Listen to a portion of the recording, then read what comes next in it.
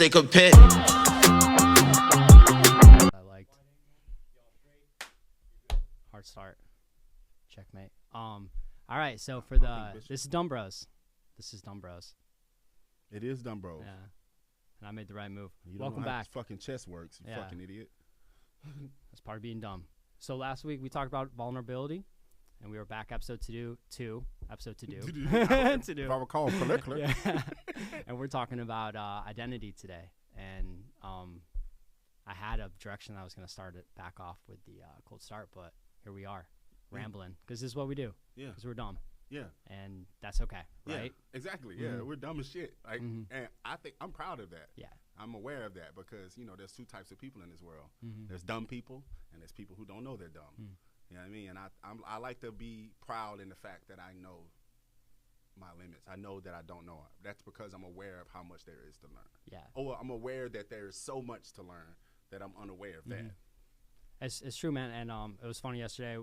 We were hanging out, and your daughter was reading a little bit of what she wrote for her philosophy class. And one of the things she had brought up there was if she was the same individual now that she is than when she was 6. And it was really interesting that she was already thinking that, because for me, I was like, that really begs that question of like, who are you? Are you the same individual throughout your life, or is this like, are you familiar with, I think it's Theseus ship, or the ship of a Theseus? It's this thought experiment where if you had a ship and over time it degrades and you replace the boards, over a long enough timeline, you would have replaced all the boards, right? You familiar with this at all? No, but So- I understand where you're going with it. Yeah, so the whole idea is like, is that the original ship? You get what I mean? I mean, Yeah. damn. And I think about that in the framework of identity a lot, as in like, are you the same person that you were when you were 6? And I think it's a good question because like me and you like love to give each other shit. Like we've known each other about 10 years now. Like when you first met me, bro, like tell them, like what was I like? Oh God, bro. We call it the black boyfriend the black effect. boyfriend effect. You ever seen those fucking memes where like they show like oh, it's like a white woman and then she shows her progression in her life because she's had a black man. Like his life, from me being his best friend, this motherfucker was off. the whitest Yeah. of white. Like this, I'm talking about high credit score, small dick. Like his credit score is fucked up and his dick's bigger. Yep. We took care of that. You know? Yeah, we fixed a lot of my problems. Yeah, we did. I had hair. I don't have This there. motherfucker looked like an Epstein survivor. It was bad, bro. Like Jesus Christ. Yeah. By the time I met you, you had already been training and stuff, man. But you showed me some photos of like what you call it, like Pac-Man. You know what I mean? Like back in the day. Yeah, the old identity. Yeah, man. Sagging pants, just like. Oh my God, man. I'm gonna have pull up the photo right here, Trey, on man. CapCut. You look like a beetle that went to college. I went through this phase. I had an identity that a lot of people know as Pac-Man. I was really violent when I came home from Iraq. Yeah. And because I was from the hood, the way I coped wasn't with wild turkey and beating my wife. It was with sagging my pants, selling drugs, and making everybody think I was a gangster. But really, I was really trying to cope with not having that same adrenaline rush of being in combat. You know what I mean? Like I was really fighting and pulling guns and doing all this violent shit that I really wasn't. Because what I really was underneath is a dude that loved the stars and he played video games. And Final Fantasy VII was his favorite game. Yeah. That was my favorite game, Yeah. bro. And people thought I was a gangster. Yeah, and how do you admit that to those people? It was hard. I admitted it to my buddy Mela. Shout out to Mela. And Mela was the gangster that was teaching me how to be a gangster. You know, he was a civilian, and he was teaching me how to move and how to do this, how to do that. And one day we got pulled over, and we had some stuff on us where had the cop went through the trunk, I would have probably still be in prison today. You know, and I told Mela after that, I was like, bro, I'm done. And I told him the truth, like, bro, I'm really a geek.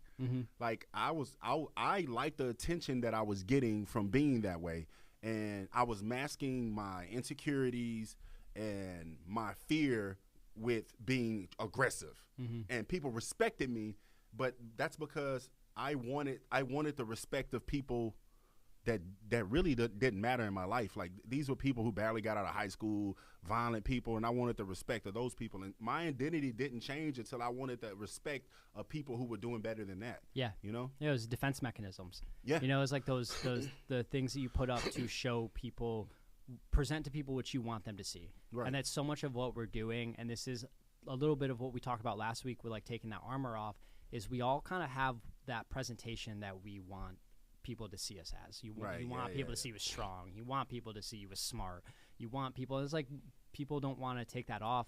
So I think a lot of how identity is formed is like, it's just like these early life experiences that happen, and some are negative and some are positive, and you have to learn to cope with them, and you have to learn how to protect yourself from the world.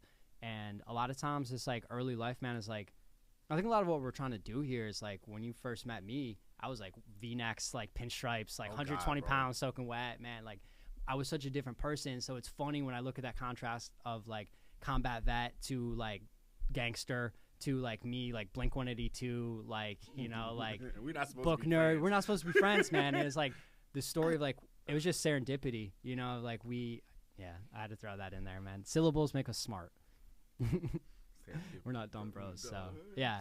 But like when we met, man, we started living together. Our mutual friend Jake had a house, and you were already living there. Yeah. And it was just like, I think at that time, man, like this is you were training MMA, but you would be home. I'll come home from the workshop, and we would smoke, and we would at that time I was struggling with my Christianity. It was the identity that I was assigned when I was born. You know, it was like I was told I was a Christian. I was told that being a Christian was how you're a good person. This is how you function.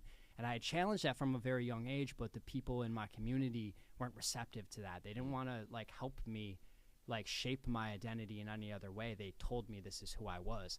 And I had met some people up to my life, but it really wasn't until I came around you where we had all this time to like, and you had a similar experience where you had started wrestling with your Christianity. I know you were older than me. You're like 12 years older, but like, you tell me about when you were with your son and you were reading the Bible and you just I wasn't with my son. I was with my ex, and she was pregnant with him. She was laying in the bed. Yeah. And I'll never forget that day when I was reading and I came out of it. But I don't want to focus on that. Like that's the reason why I'm aware now. Like now I would hate to say that I'm aware. I hate that I said that. I'm aware that I am dumb. Mm-hmm. When I became aware that I was dumb and that I could be fooled, I don't want people to think that you have to leave your religion to do that. You do not have to do that. This is not an attack on religion. This is just what the catalyst was that catapulted me into questioning things and looking in the mirror and questioning myself. It just a bunch of factors that led me to be where I am. Like, for example, you just talking to my mom. Yeah. Yesterday on FaceTime, like, you know, I was when my mother had custody of us, she ended up going to prison. Yeah. And my grandmother, my sister, before she went to prison, my sister was sexually assaulted.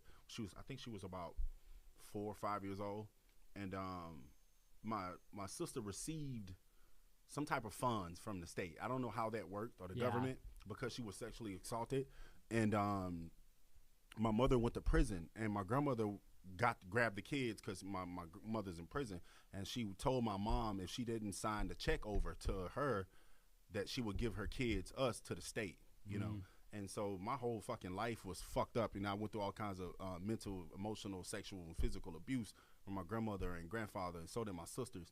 And then finally, I come out of that, and I meet my dad gets me out of that, and I live in Florida, and I'm surrounded by love, and my identity changes. Yeah. It goes from me being this like sheltered kid to this kid that's outside of, imagine being sheltered your entire life. I went outside 1 hour a week, 1 or 2 hours a week for 10 years, like for a very long time. And all of a sudden I have this freedom. My identity shifted. It went to, oh shit, I think I want to be one of these cool kids like Justin and Jonathan. They got good grades, and the girls like them, and they're playing sports. They're doing it all. I want to be like them. I want to go and do those things. And so now my identity shifted. It was like, oh, so what do I need to do to get the love that they're getting? You know? And once I noticed that when you shed that skin and you can change your identity, I no longer saw myself as a definitive identity. My identity became the ability to change and adapt my identity to my surroundings or to the time or the current events or whatever's going on. I felt like that's the way to be. And so now my identity is change, if that makes any sense. No, it does make sense, because yesterday, like when we were kind of going over how we wanted to have this conversation, what we're trying to talk about is like, and what we're trying to do here, like with Dumb Bros, is like find middle ground. And this is why I appreciate you like acknowledging like Christianity was like this common point that me and you found to like bond over as far as like our intellectual, like that's just where these conversations started. But like what we're trying to do here is figure out how someone who came from the environment you came from and a person like me found common ground, because like your story is so radically different when you talk about the abuse and like the turmoil. And I think it was interesting is one of our videos that we posted about like my perspective of adversity from a white, like as a white person, like how I feel like when I'm undermined, if I succeed or fail. And one of the things that's interesting, like I used to feel like my story was unrelatable because it's like you tell me about yours. I'm like, dude, like, bro, everything was so just butter and smooth for me. And my life was so like simple.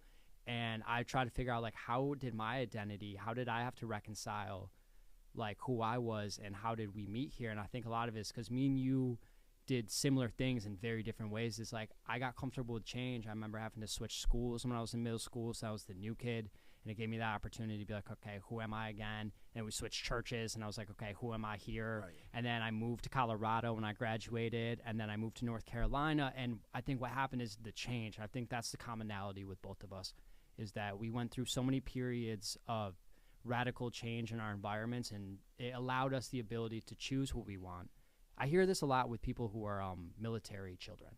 They get moved around a lot, and they struggle with identity issues because as a young child, and this is where so much of this conversation starts, is that those identity formations start when you're a child and you're trying to figure it out. So when you get just shoved around, like you're just constantly changed, I think you kind of do one of a few things. You like decide this is who I'm going to be, and you try to be continuous through all of that, or every time you're like, I didn't like this, maybe I'm emo this time, or you know what's crazy, it's like I could have just as I have cousins that are gang members.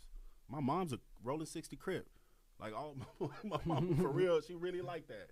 Like I grew, and my dad, my mom's not like that. She is not. I met your mom. She makes some good cookies. Yeah, she does. Yeah. But my dad used to rob drug dealers. My mama is a roller 60 Crip to this day. Like, I am not supposed to be a person that challenges his thoughts. You know what I mean? And I am. I'm glad I am. But I could have just as easily been a gang member. Like that's in my family.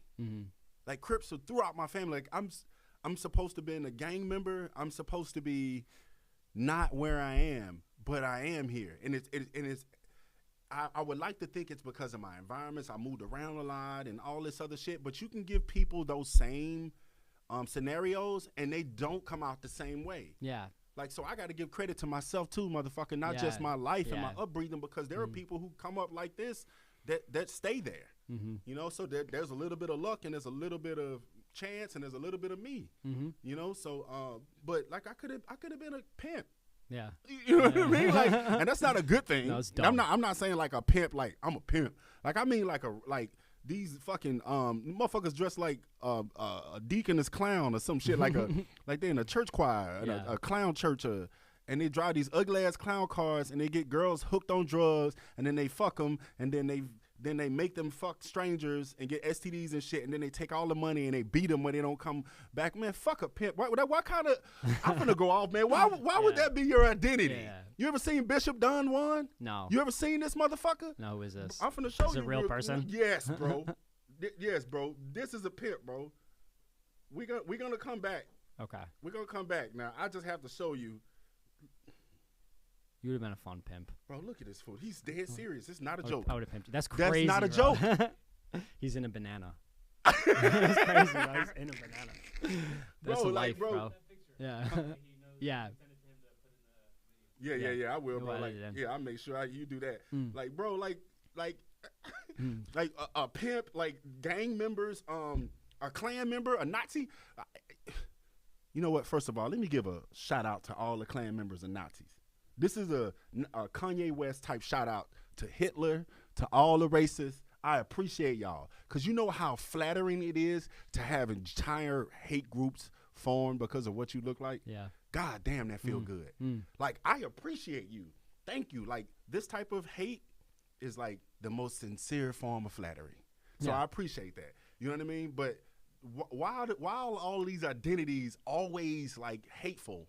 Yeah, these exploitative identities. Yeah, it's weird. Yeah. Why isn't your identity like a healer Mm. or someone who gives back? Like, it's weird. Yeah, why do people not choose identities that are like we know are positive? You know, it's like, why would you want to be a bad person?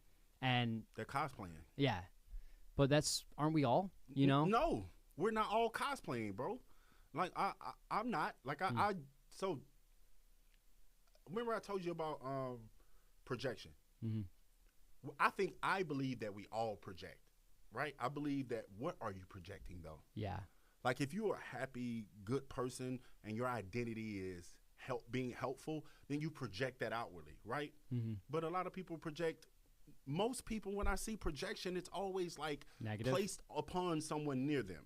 Yeah. If that makes any sense. They don't internalize it. You're cheating on me. I know you are. I can tell. It's like they're placing it on someone. Yeah. And I don't feel like I do that with my projection. I think a lot of it is like one of the things I wanted to like move this conversation to is like why people form identities, what's the use of it, and a lot of it is like you need to have this narrative of what your life is because it gives you this like place to function, right? It's like you know how to act because I am a Christian or because I am I'm trying to think of other archetypes, right? It's like people feel like they have these amount of options to like choose from essentially. Bro, I think we set people up poorly like when they're young because you ask people like, what do you want to be when you grow up, you know? And it's like I think it puts people in this box of like identity is this like fixed narrative that you have, and at what point do you start choosing who you are? I think we talked about this before, like your tribe. Mm-hmm. Like some people's identities come from whatever tribalism they're hooked into. Mm-hmm. You know, like you spoke on religious identity or political identity, or even we can get stupid with it. The identities that I hate: Sony versus Xbox. Yeah. Apple versus Samsung. Mm-hmm. Like, why are you attaching yourself? When I see these posts, I have an iPhone. You have an iPhone. Most of my friends have iPhones, but some of my friends don't have iPhones. And then somebody in the chat will complain about the green text, and I'm like, is that really an issue Bother for you? you? That Like, really makes you mad. I don't care. I don't Yeah. give a fuck what kind of Yeah. phone you have. Yeah. Like, I don't care what kind of video I don't know what this attachment. It's almost as if they have an identity crisis, so they don't have an identity. So they find a tribe that they're near and they're comfortable with, and they create an identity within that tribe. Sure. And it's weird. I think that's why gangs exist. Mm-hmm. You know what I mean? It's like at the base of it, the foundation of it, there's comfortability. There's That's where it starts. Yeah. It puts you at ease. Big words, syllables. Oh yeah. Tuberculosis. Yeah, that's a things great like one. that. Yeah. And fire department, ambulance, and people, photosynthesis. I think that's why it's so interesting that like we were kind of talking on this earlier of why people will choose a negative identity, and it's like confusing. But a lot of what happens is like, so when you choose a community, you choose this tribe that you think you're a part of, and when you're presented, we were talking about climate change earlier. When you're presented with information that is like solid information, and this should change your mind if you're a reasonable person, and they just dismiss it, and it's like to a reasonable person it's confusing. It's because at some level the identity comes before the truth. And at that point the lies start being told. And how often do me and you say this? We talk about it all the time. Do not recommend lying. There's times where maybe lying is the right thing to do. If you're going to lie, don't lie to yourself. Do not start and lying that is, to yourself. When you start lying to yourself, especially at a young age, and you just stay in that tribe, you stay in that gang, you stay in that community, how rare is it that we see people come out? And this is what me and you were talking about like how many people we both know that had the same opportunities and walked the same paths me and you walked, but they're not sitting here at this table with us, you know? They didn't see the pain was a byproduct of growth. Yeah. They feel it's just pain to them. Like, the pain is pain. Like, I know I'm growing, but I don't want to feel the pain. Mm-hmm. Like, I don't want to open those wounds, you know? Yeah. And I think that's what it is. They stay there. It's like it's a comfortability thing. Exactly. It was interesting to me, like even just from the one podcast we had, the amount of people. I have a lot of people that like are close to me, and like I've built a lot of deep relationships over the years. And I had someone reach out, and they were just like, I could tell that they they were bothered by the things that were said in the first one, and I expected that. But it was just like the reality check of the actual experience of this person was like hurt by it, and I was just like, you weren't being attacked. And I just thought about it, it's like, but they think they were being attacked, Right. you know. And I'm like, and this is something that this is why we gave that disclaimer in the beginning is.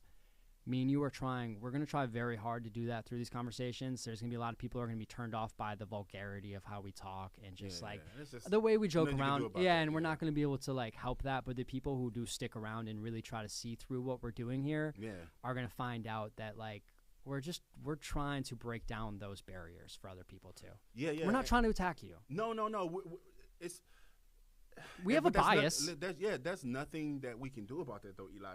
Like there are gonna be people who like, man, I feel like this is a safe space for me to finally be vulnerable with my emotions. And then there are gonna be a lot of people who are gonna attack. Yeah. You know what I mean? For various reasons. Because they're uncomfortable with their emotions. There's gonna be people that come after us just because we're doing a podcast. Like it. They just don't like that you're doing something sometimes. Yeah. I've noticed that. People don't like that you're willing to change because it reminds them that they won't. Hate is a byproduct of a declining identity. Yes, that's beautiful. That's beautiful.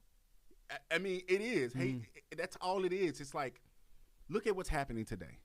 I tell everybody, they think the country's in turmoil. There's not riots, there's marches. There's all kinds of crazy shit going on right now, right?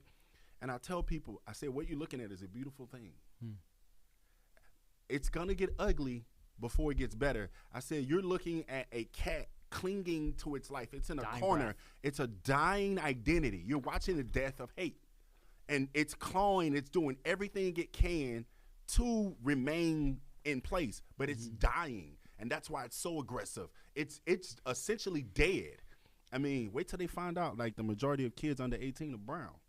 What are you going to do? It's going to get uglier when they find out that everything they're doing is nothing you can do about the demographics. Yeah. There's nothing you can do about it. And wait till they find out there's nothing they can do. That's when it'll get ugly. Yeah. And don't get it wrong, is like we're definitely have a bias, right? Like you'll see the way we lean between who we are, and like we try to keep accountability or like things to challenge us, but at the same time it's like me and you had this ongoing joke recently about like white culture and what is white culture. And I think so much of the issue we're seeing right now is like, what is white identity? Because we were joking about this yesterday. It's like, it's hard, I think, as a white person to attach yourself. You don't want to be a proud white person. That's that tough. association is like, that sucks. But I'm proud of myself. And this yeah. is an issue I face all the time is like, I'm proud of who I am. I love who I am. That sucks, man. But I'm not proud to be white. I know that sucks, though. I think about that because I was like, yo, it sucks that your ancestors did such terrible shit that like you're paying for it even though you did nothing wrong. Yeah. Like you didn't own slaves and I've never been a slave, right? But it's so fucked up how society works. This is why what's happening today is dangerous because if you're angry at what's going on in society with white males and how they feel about how society feels about them, imagine what your grandkids are going to go through because of what you're doing right now. Yeah. And I'll be telling people like it sucks, and I try to empathize with them. I even try to put myself in their shoes, and as a black man, I go, man, I mean, imagine if you feel as if your word doesn't matter as much, and you can't be proud of being white. But then I thought about it, I was like, that's fucked up. But then what? I'm trying to find like, if I was white, what would I be proud of being white for? Bocce ball. No, video games, nigga. Can jam. White people made Grand Theft Auto, bro. Yeah. Shout out to white people. Yeah. They made Grand Theft Auto. You gotta give them credit for that. I mean, I think American white culture is the hard one. But white in general, I guarantee you, a motherfucker from Wales or Sweden, he feel proud to be white. Yeah. You know what I mean? But an American white guy would be conflicted because American history and white people mix terrible. Do you think part of it historically, like this is just me spitballing once again, dumb bros, but because white people like we migrated out of Africa. That's what we did. We migrated out of Africa. Like white people were maybe like a little bit more nomadic, like the way that we spread across the globe. And it was like we didn't like plant ourselves and have traditions in these areas that may be like as rich as like some African tribes who have been there for thousands of years.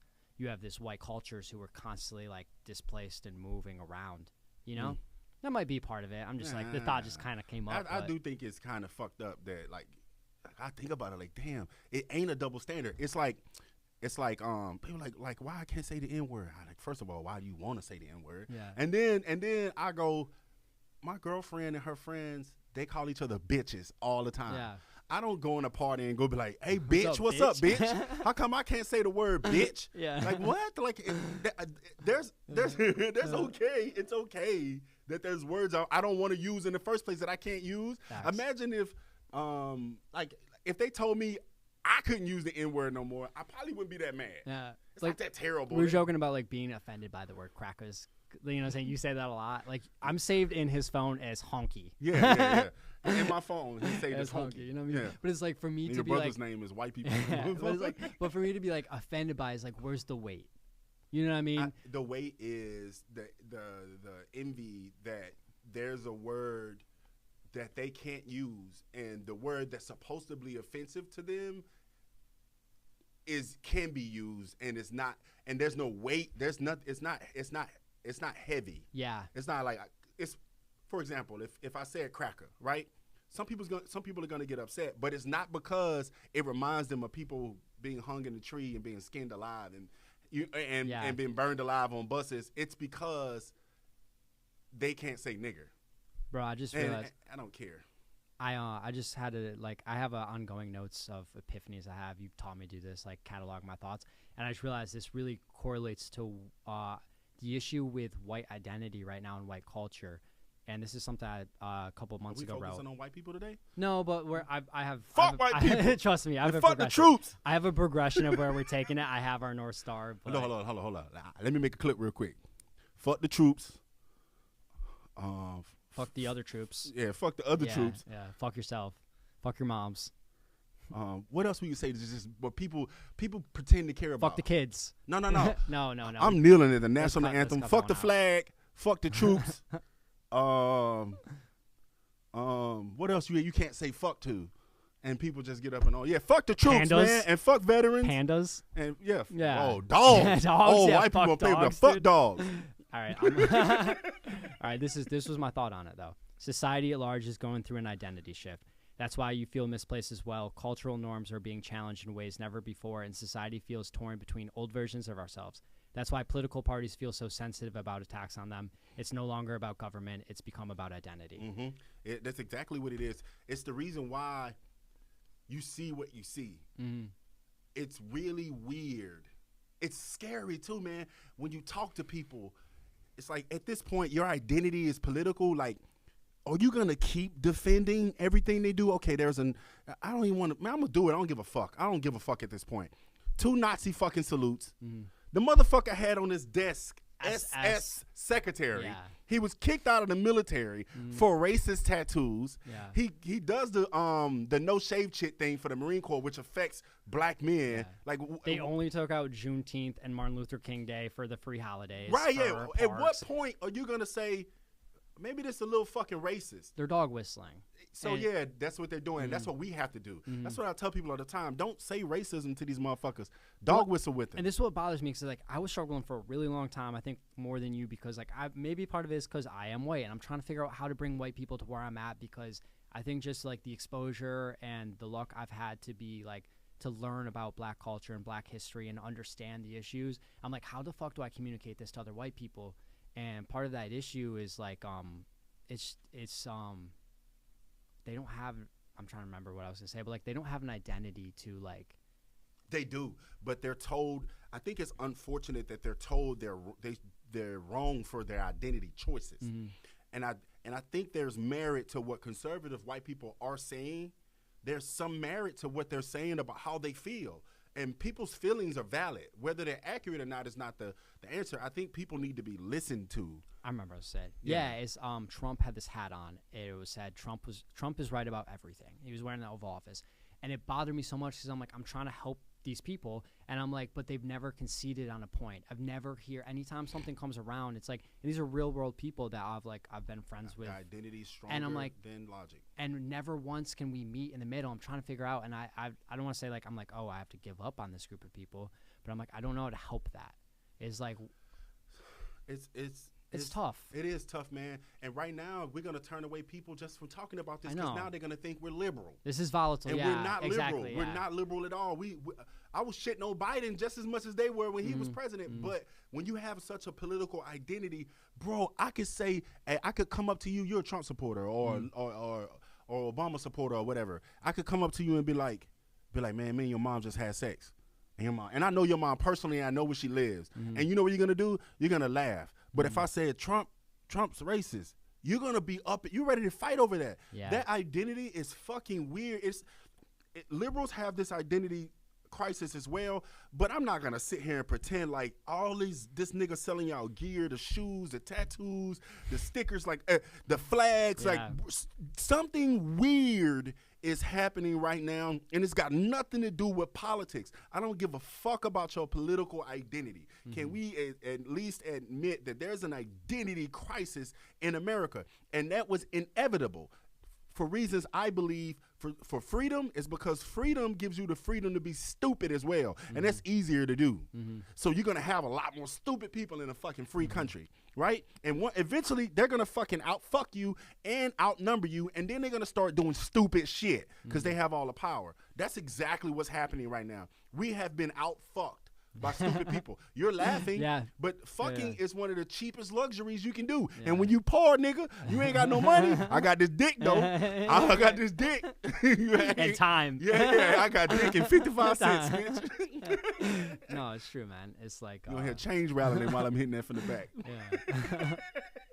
I don't even know what you're saying, bro. Dumb bros, bro. Dumb bros, man. No, yeah. I'm actually happy we're spending a bulk of this conversation right now talking about like the lack of white identity or the issues right now with that, because I think that's so much of. I've been trying to figure out too many tribes, bro. Too many tribes. I've been trying to figure out like identity is this thing that I think gets revealed, right? It's like not necessarily this thing that it's not your presentation, right? And this is what we're talking about with the dog whistling, is that people try to virtual signal who they are. But really what is happening is when you face adversity, when you face stress, you show who you are, right? When a person shows you who they are, remember the first time. Yes, sir. Maya Angelou.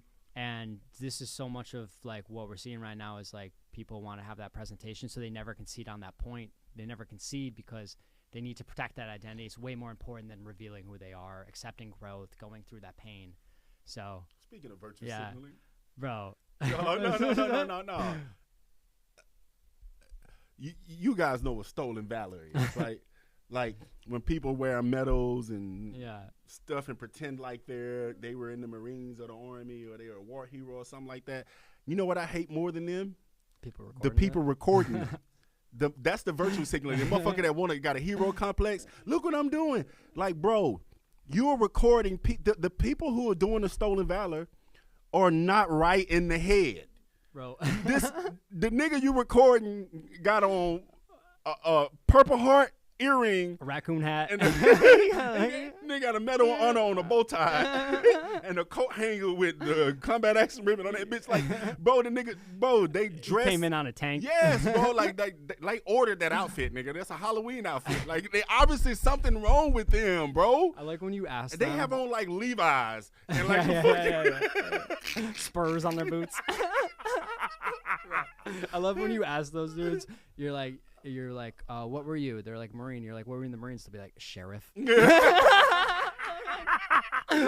Sniper. I was a recon sniper battalion in the 33rd Air Force. You're Air Force sniper. Yeah, man. They always got the craziest fucking stories too, bro. Like, god damn, man. Yeah. Bro, what else? What other identity that I think is like ridiculous, bro? Like, there's so many, and that's part of the issue is like these archetypes of like. That's why I think people find those paths of the options they have, and it's like it's either professions or it's religion, it's race. I think money is a big one. We talked about this last time. It's like identity to money. That might be the worst. It might be. I'm going through like a weird phase in my life right now where like I constantly switch up, like, you know, like I change things because it keeps me in that uncomfortable zone.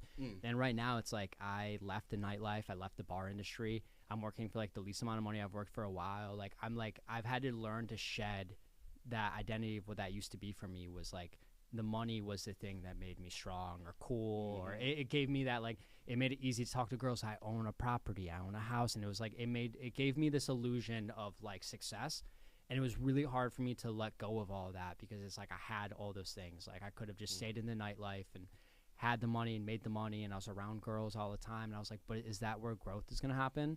Right. And it clearly wasn't. That's so where you're stagnant. Mm-hmm. Because you found your food source. It's like, Yeah. why go and grow anymore? I got a comfortable food source right here. So, what were you just saying? I forget.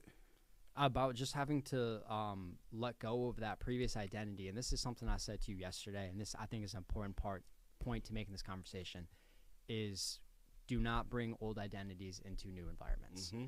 Right? I love that quote. And so much of like the preparation for this conversation today, we talked about how identity is this thing that people use as a safety they run to, and it's a protection point.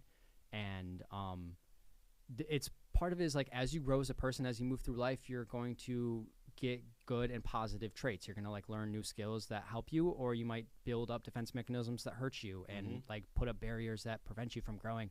And I think the goal is to move through life gracefully in the way of like leaving the bad and taking the good with you. Yeah. You know, like I as a agree with combat vet, as like the experiences you went through, it's like you want to have that integrity, you want to have that strength, but you want to let go of the trauma and the, you know. Yeah, I agree with you, man. I think that I think again, like the root of all of it is tribalism. Like, would I identify as a Marine if I didn't have a Marine Corps tribe? You know what I mean? Like identity, like I feel like it's healthier to have an identity, if you're going to have an identity, attached to growth itself. You know, why not make identity always ever changing? Why not? Like, why is your identity this? You know, like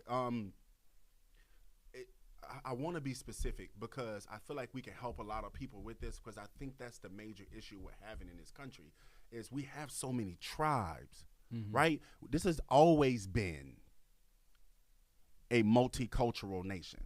Yes. Literally since the day it was founded, since the 13 colonies, it has been a multicultural nation. It is a nation of many tribes, many languages, many faces, many ideas. Yeah.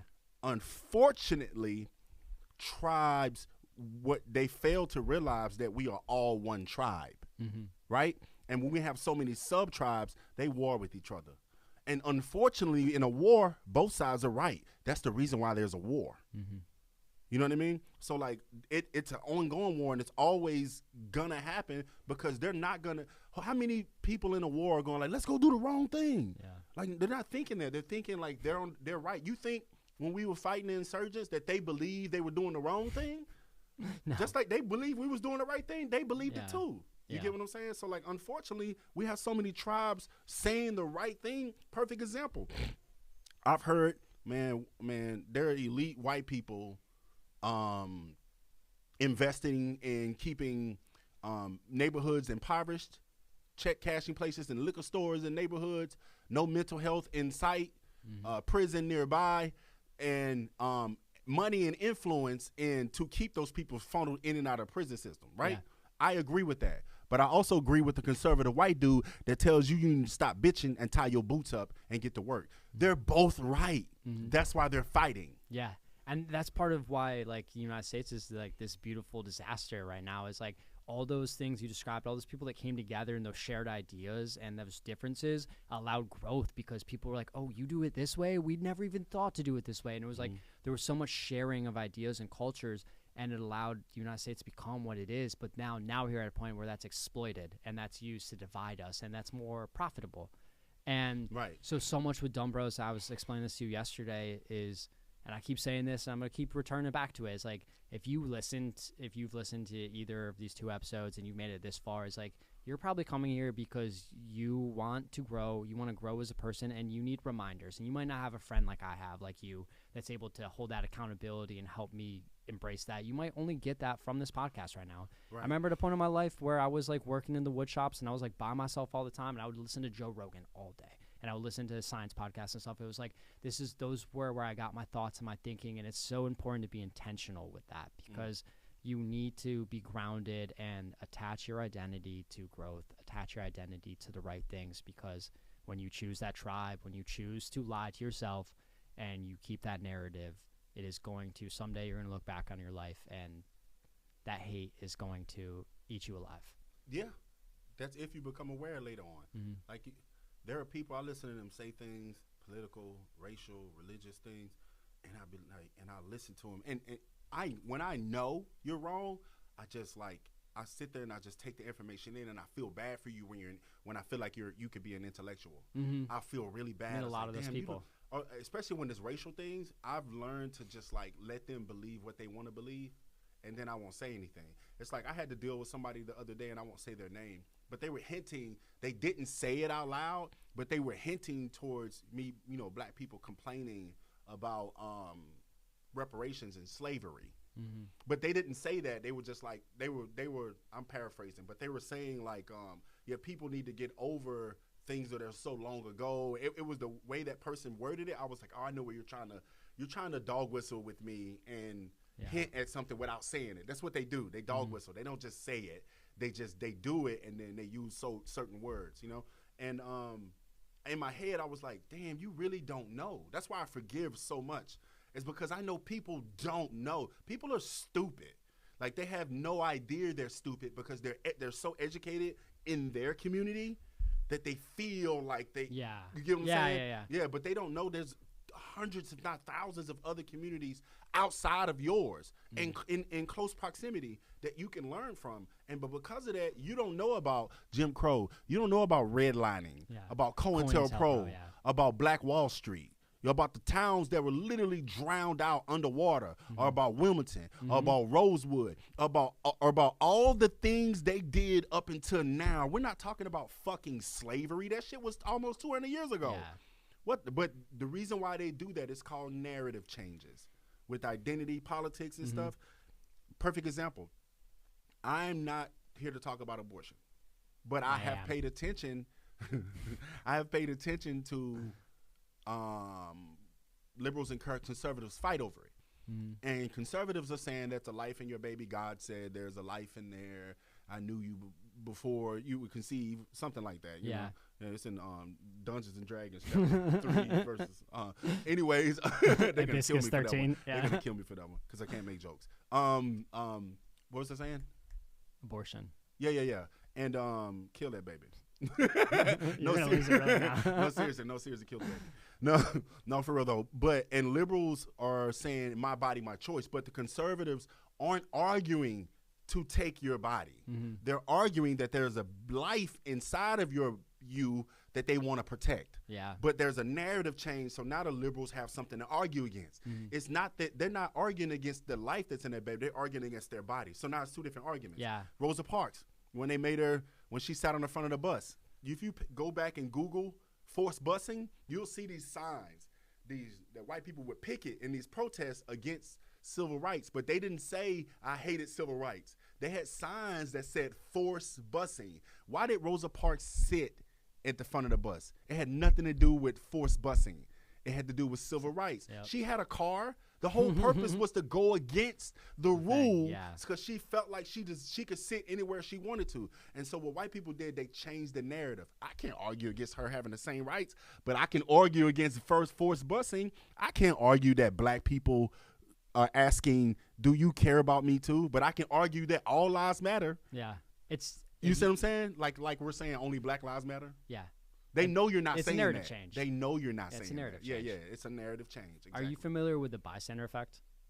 Yes, I do. Yeah, I hate that. And for people who might not know, this idea of like, and it's not an idea, it's like been shown, there's been like several documented cases where like a crazy event happens. I think there was one more recently in history where someone was getting stabbed on like a public transport, and 55 something people all watched happen because everyone assumed that someone else had called the cops, so no one intervened, right? And I think so much of what we're doing here is like, don't listen to dumb bros thinking like, oh, you have to think like us or you have to be like us. That's not what we're trying to do. What I think we're trying to do is, and this is early in the conversation, we're talking about our commonality of coming out of Christianity. When I was being raised, I didn't feel like I was given the options or being presented with the choices. I don't feel like I was ever told like you can choose to be who you are. I felt like I was told to be who I was. Yeah.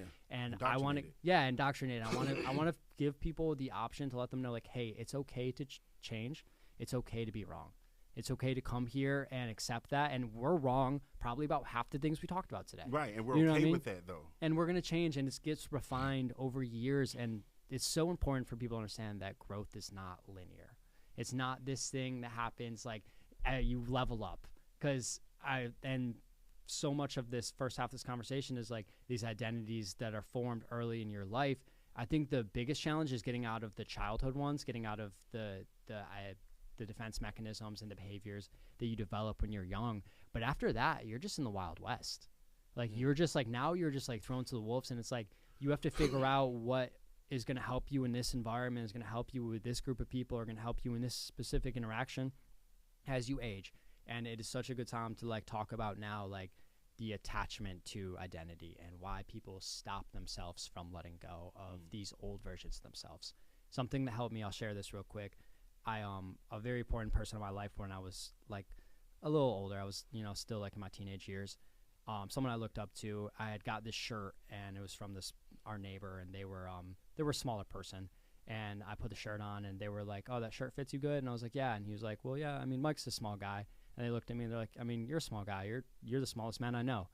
And I remember that like small comment, just like internalizing it, where so much of like who I was had now become like, I'm a small man. I'm a small person. And it was hard for me years. It wasn't until me and you started training really hard, and I was challenging myself physically and mentally and showing that I'm not small. I had to prove it to myself. I had to prove that narrative wrong. And what I had to learn to do was let that go and send it back to where it came from. Right. And this is a tool that has really helped me in life, is like when you feel hurt, you feel cut deeply by this event or something that someone said to you, is just like, send that back to where that came from. Like that, the defense mechanism is no longer needed. You can grow. You can let that shell, you can take that shell off. You can move forward now without that weight. You know what's crazy, that when you felt that way about yourself, that identity you had identified as a small man, if you had found 20 other men that had been through something similar and they felt that way about themselves, you have now found a tribe. And then there's multiple tribes throughout your community, just like that. And then there's multiple communities throughout our nation, just like that. And then you have a leader that comes out and says, I hear you. And guess what you become now? A cult. Because you now have someone of power that seems relatable to you, that says the same things you say, hates the same thing you hate, and now you feel like they're just like you, like they have the same identity. And now because of your identities attached to something that's ugly, somebody uglier took advantage of you. And now they're going to reap all of your money, all of your pockets, and you're going to buy all of their gear, all of their shoes, all of their flags, all of their clothes, all of their jewelry, all of their cards. You're going to buy all of their shit. And they took advantage of your identity crisis. And that's why you have to be careful. And if you want to know if you're in a cult, this is a good way to find out if you're in a cult. Find out something you believe wholeheartedly, politically, religious, racially, whatever the hell it is, and challenge it. If you believe black people this, go and look up and see if black people ain't that. If you believe white people this, go and look up and see if white people ain't that. If you believe Christian this, or Muslim that, or atheist this, go and look up and see if you know what you're actually talking about, right? If you can't do that, if you get uncomfortable, you're in a cult. If you cannot challenge your beliefs, you are gone. You are lost, and you have no idea how lost you are. Like, if you cannot challenge your beliefs, you are stuck. Do you know what I love about science? Science doesn't claim to be the answer. Yeah. What science does is like, I think I have the answer. And they take how they came about that answer and they give it to 1,000 other scientists and they tell them, try to prove me wrong, please. And if they don't, guess what you got? An objective truth. You get what I'm saying? Because the consensus is it's been tested. It's been tested. It's been tested. And now you know it's true. But guess what happens 1,000 years from now? You find out it's not true. And guess what we do? We change. Our identity isn't attached to that because we are okay not knowing. We okay that we are dumb. So when we find out we were wrong about something, we change. We change. Yeah. But when you attach yourself, like that insecurity is so strong that when someone shows you you're wrong, you now hate them. Mm-hmm. It's weird, man. It's a fucking, what a weird time to be alive, man. It's really scary. Honestly, I'm legit. I have a little bit of fear when I talk to people about when I see their identities and what they're suffering from. I'm like, you really believe what you just said out of your mouth, bro? Like, are you gonna keep defending, bro? Mm-hmm. At some point, you got to be like, I've defended everything said about this person. Mm-hmm. What is wrong with my identity? You know what I mean? Like, why haven't people sat down and go, every time Trey challenges me on this, I defend every challenge? Yeah. What is that? You know what I mean? That's weird as fuck to me. You know? And I think that until we become okay with that we're idiots, we're gonna always be fucking idiots. Mm-hmm. It's a paradox, man. Yeah. Enlightenment is like once you figure out enlightenment, you just got dumber. Yeah, you don't reach. You don't reach it. You don't stay there. No, you don't reach it, bro. I know, like, and that's one of the paths I took is trying to like find another path forward. Is like it was Buddhism and it was Stoicism. And one of the things in Buddhism is like that path of enlightenment. And it's like you don't reach nirvana. You're not in this permanent state of joy and fulfillment. That's not how biology works. That's like ignorant to like the system. Like you get one bad night of sleep and you're going to feel bad about yourself. You know, it's like you don't take care of your body, you're going to feel bad about yourself. So it's like you don't reach this permanent state of understanding, of gratitude, of, you know. So like you got to learn to let go. But, you know, we got to bring it home. We got to bring it home. We're talking about identity. Pull dick out. Yeah. You got to pull dick out, Rich. It's time. You know, we got to talk about it, man. Yeah. Sexual identity. Oh, dick God, identity, bro. Like, this is where we'll. I had this dumbass thought when I was younger that if you had a little dick, that you could be rich and smart as hell because you're not going to want to go to a party where you're going to entertain a woman and you have to show her your little dick, right? But if I had a big dick, and I got the biggest dick, it's like this wide. Yeah. No, he's not kidding. I'm not insecure. I'm not insecure. Yeah. My dick is big. Well, episode 5, we'll do a dick reveal. Stay tuned. Stay tuned. But seriously, but if you got a 14-inch dick, you're probably going to be poor. 13, yeah. No like, car. Bro, no car. No, I'm throwing dick. How you get here, dick? Yeah. I like, dick will be thrown in all sorts of directions. It's like you think we would have racism if everyone had the same dick? What if they were all small dicks? Oh. You know what I mean? Nuclear war. Would we know? We just like nuclear war. We're gonna find aliens faster just to kill them. Assured mass destruction. Yeah. Math reduction. Let the boy watch. He learned from his father. We got a lot of ongoing jokes. Top of your head like a dirty tennis ball. Bottom of your lip look like a That's driveway. That's dumb, bro. I'm swinging back. That's dumb. Raised me right. Like a driveway. That was good. Thank you, bro. I'm working on it. Man. Fuck you. It was off the top, man. Fuck off you, the top. Fucking cave monkey. Yeah, man. We it was a hard landing in, but I feel really I'm proud of how we took that. Wow. You know what I mean? Yeah, man. I got lost. We found our way around. We got lost in it, and I like it. That's what she said. But you know. Stuff. Identity. Yeah. We did it. So penis. This is episode 2. We'll get better or worse depending on how it happens. This is Dumb Bros. We're dumb. We're idiots. This is Rich. This is Big Dick John. And we don't know if John's dick big, but he acts like it. It is. Yeah.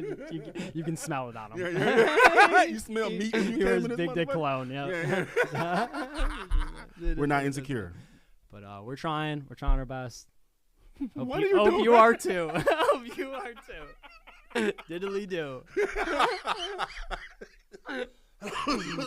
Hold on. This episode's brought to you by Listen, Walmart. Listen.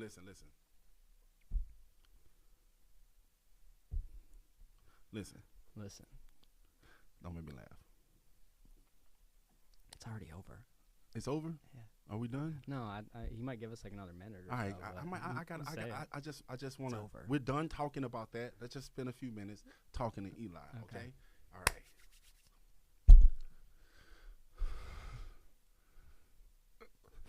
I'm trying to think of a clip. We're gonna skip this part, but I'm trying to think of a clip, and I just want to say something to you and roast you, and I just can't right now. You look like the first person to ride a horse.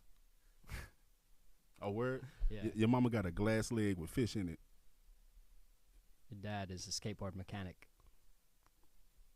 You still in my roast, bro? That's crazy. You still in my roast, bro? Yeah. Should we hug it out? I'll pull my dick out. All right. 3, 2, 1. It's over. No, it's not over. All right. Thank you. I just want to waste their time. Bro, All right. I'm clipping that Yeah. that long stare draw. Oh, how did I look? How'd I feel? Actually, I want to get some B-roll of you guys moving some chess pieces around and playing. All right. Hold on a second. Yes, knight to e4. Looks like I'm pondering. Oh no, I just got the board. No, I'm. Yes. You can't. What are you doing, bro? Taking It was your my piece. goal. I agree. I Checkmate. agree. Fuck you, man. All right. Thank you. Man, I felt good. Yeah, we got something out of that. I definitely talked better. Huh? It's definitely more coherent. I'm always loud, bro. You so are. I ain't worried about it. I got my words in.